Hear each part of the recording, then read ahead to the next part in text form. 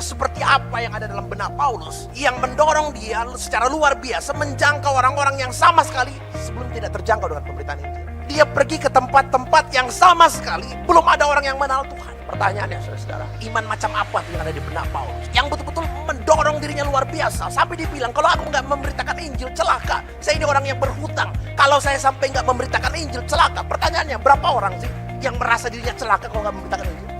Paulus bilang gini dalam Filipi 3 10-11, yang kukehendakilah mengenal dia dan kuasa kebangkitannya dan persekutuan dalam penderitaannya. Kuasa kebangkitannya, mengenal kuasa kebangkitan Kristus, persekutuan dalam penderitaan, di mana aku menjadi serupa dengan dia dalam kematian, supaya akhirnya aku beroleh kebangkitan dari antara orang-orang. Yang saya mau sekarang adalah saya kenal kuasa kebangkitan Kristus, bersekutu dalam kematian dan penderitaannya, supaya pada akhirnya saya beroleh kebangkitan dari antara